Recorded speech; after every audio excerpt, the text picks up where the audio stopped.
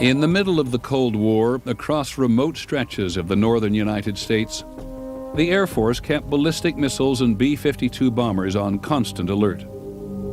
On the night of October the 24th, 1968, at Minot Air Force Base in Minot, North Dakota, Airman First Class Mike O'Connor was dispatched to make a routine repair at one of the missile sites. We made our turn to come down the road to the missile site, and out of the corner of my eye, I observed what I thought was a farmer's yard light, but it looked awful bright.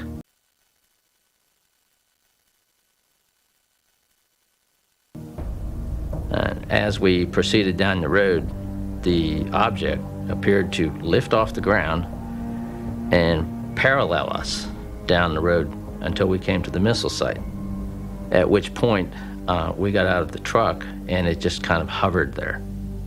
Staff Sergeant Bill Smith was in charge of security for 10 nuclear missiles. That night, he reported seeing strange objects. These objects would rise, they would speed up, they would slow it down, they would hover, they would dart very quickly one way or the other. We were just not really sure that these were things that we could explain. The Minot Control Tower diverted a B-52 to investigate. Captain Brad Runyon was the B-52's co-pilot. The air traffic controller asked us if we would mind going out to this one area and looking for something. I was curious, and I said, well, what are we looking for? And they said, well, you'll know it if you find it. The navigator on the B-52, Captain Patrick McCaslin, suddenly identified an object on his radar screen. I saw a return, faint one sweep, bright the next, large, off our right wing, 3 o'clock, at about 3 miles. And at that point, I asked the radar navigator to turn on the camera, which would then take pictures of whatever was on the radar screen. These pictures of the radar screen show the object flying in formation with the B-52. This thing was climbing out with us and maintaining the same heading we were. That was unusual. But what really watered my eyes when this thing backed away and allowed us to turn inside of it. When the object suddenly disappeared from the radar, the bomber turned back to find it.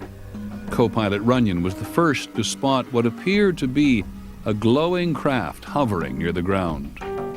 When things like that are happening, it seems like time just stands still.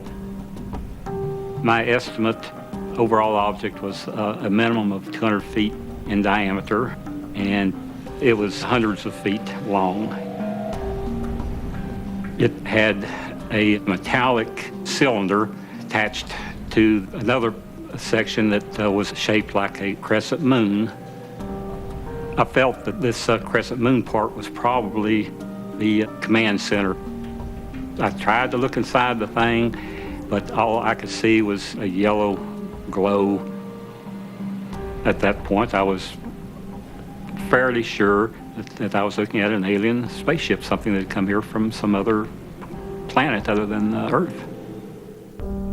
Co-pilot Runyon and the other crew members of the B-52 reported their sighting when they returned to the base.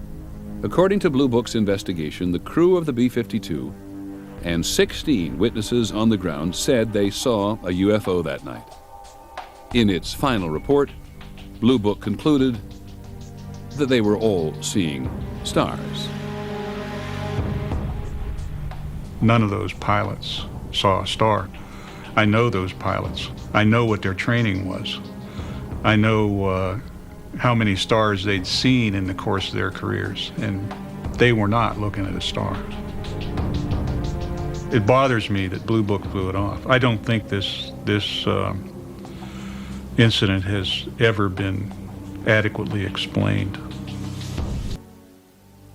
UFO Seeing is Believing